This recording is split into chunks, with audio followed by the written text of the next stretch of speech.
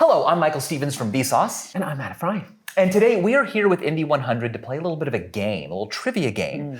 We have to decide whether a scientific discovery was made by Team USA or Team UK.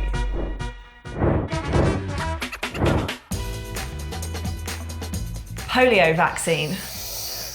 Louis Pasteur was not the polio vaccine guy, but it's like an era back there. You know the answer, don't you? I don't know the polio vaccine, but I know that the smallpox vaccine, the cowpox thing, which is like the beginning of vaccines, and Edward Jenner, that was British. But I think that there's a complete rewriting of the history of vaccines, because what had actually happened was Edward Jenner's wife had gone to visit China, where for 1,000 years they had been taking people who'd had mild cases of smallpox, taking their scabs, it's a bit disgusting, drying them, crunching them into powder, and then blowing them into the noses of people who've not yet been infected in order to prevent them from getting the disease. So Edward Jenner's wife's like, this is crazy. Comes home, is like, hey dude, have you seen, can I just tell you the story? And he's like, great idea. And that's like where the whole thing about vaccines came from. But Victorian scientists taking credit for everything. I know it has never happened in the history of anything, but so I'm going neither Britain That's fascinating. Okay, but she said polio vaccine. Sure, it's probably American. Which is probably American. But I know that smallpox was... Smallpox, which is the first... Was British. Yeah, we're going with America. Team USA for that one. Jonas Salk in the 1950s. Next up, strained quantum well lasers.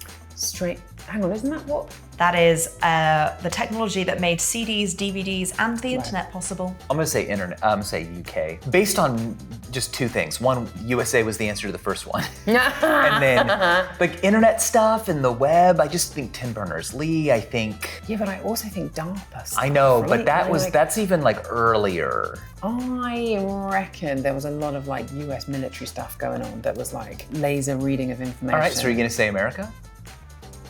Team UK. Yep, that was Professor Alf Adams at Surrey University. Oh, well done him. Alf. Good lad. Good old Alf. Petroleum jelly. I'm gonna go for America on this one. What, because the previous answer was Britain? Well, I'm going Britain then, because I think that there is nothing more British than slugging. Slugging? Do you not know what slugging is? Is that when you cover yourself in Vaseline and roll around? No, you go to sleep at night. You like wet your face, put loads of Vaseline on. You have to put on a hair bonnet because otherwise you end up like a greasy mess. Yeah. And then you wake up and your skin looks like a baby. Oh, interesting. Yeah. What's the answer? That is Team USA. Oh, that was just luck. I don't think of petroleum jelly as being really British though. Do you not? I think maybe I do, but it's because it was such a big part of my childhood. Right. That was Robert Cheeseborough, or Burrough, a chemist from New York. That one. Cheeseborough. Cheeseborough. The barcode. Okay, I just want this one to be Britain. I think it's America. I just want it to be, I love the barcode so much. Do you? I do. Honestly, it's something that's so clever about it. Because it's not just like, oh, here's a way to get a machine to read a picture. This is like machine vision before machine vision was even a thing. Absolute genius. But also, if the barcode's like a little bit rubbed out, it still can read the entire thing because it has error correcting codes built into it. It's like it's just a... And I think that the barcode is the mark of the beast foretold by the Bible. That's why I think they're evil. Go on, who is it? Oh, Hannah, I'm so rooting for you, but it's Team USA. Look at that. This is a crazy diversion, but I'm gonna pull you back now with the discovery of hydrogen. Oh, hydrogen. What are you gonna say, Michael? I'm gonna say UK. Oh, I was gonna say UK. They probably found it by looking at stars or something. That was Joseph Priestley in 1766 for Team UK. I finally got one by copying. Yeah, it was a long time ago. Okay, next up, rapid eye movement. REM, sleep. Huh. That also feels UK to me. I'm not. I think I might just. Yes, I think that's a good move. That was a group of scientists from the University of Chicago, Team USA. University of Chicago, that's where I went. I knew. That's particularly embarrassing for me not to get know wrong. that? I don't know. Gosh. Too busy worrying about barcodes. Okay, Hannah, I'm really rooting for you on this one. Go on, come on. The equals sign. Oh. Was surely before America existed? Before America existed, I would say, yeah. But I am surprised it's British. I would think it's like Arabic or something. According to my notes, Right. it was Welsh mathematician Robert in 1557. Oh, Robbie Rico. I mean, let's face it, there was probably like around beforehand as well, but maybe not in yeah, sure, but like standardizing it. Yeah, to be fair though, this is like, algebra, right? Like there's sort of early beginnings of it, but 1500s is when people started. Like if you think about the ancient Greeks who were like amazing mathematicians, they didn't really have equations. They had like lots of geometry and circles and triangles, but they didn't really have like not in the same way that we would recognize an equation now. Very interesting. There you go. My work here is done. I taught you something. Yeah. Up next, we have the contraceptive pill. Ooh, which team was that? Surely America. See, this one I could see going the UK way, but I'm gonna lock in America. Both of you correct there. 1950s. By American biologist Dr. Gregory Pincus. Jeep pick. I'm gonna pretend like I know these people all personally. The invention of the hovercraft. Oh, surely that's British. It's a very British It's completely thing. bonkers. You cannot move on a hovercraft without looking a little British. What are you trying to say there? you? What? Hovercrafts are cool.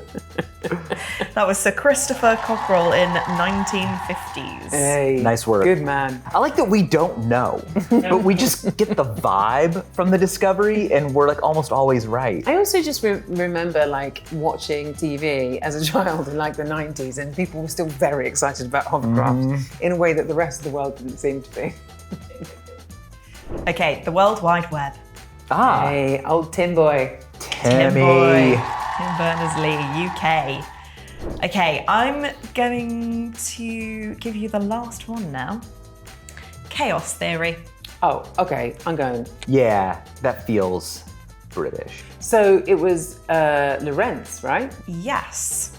Well, it depends on because it started in a few different. There were some people who sort of like speculated about this before. So Poisson, for example, the French mathematician, who was like, there are some situations where you change the initial conditions and it has like a big difference on the outcome. And he was talking about uncertainty and whether it's like uncertainty in an outcome was all about like the precision with which you could measure something.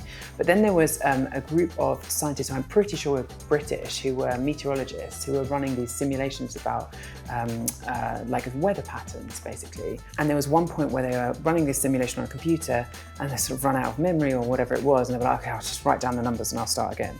They wrote down the numbers and they were like, okay, it's 2.3184, right? And then they put it back into the computer, and because they hadn't written 3.2184237, right? When they put it back in, just that tiny little difference like made this huge difference on the simulation. Like the kind of hurricane was a completely different place. And they were like, what is going on here? So they like tried again and again and again, like different numbers, just tweaking them in the tiniest little way. And they found that they'd like stumbled upon this like situation was extremely sensitive to initial conditions.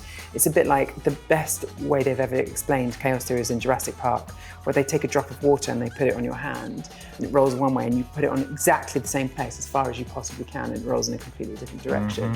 And it's like that initial condition, that place where you put the water drop, just is so sensitive to the tiny imperfections in your hand that it's like you have no way of predicting where it ends up. Anyway, so I think it's Lorentz. He is actually American. Oh.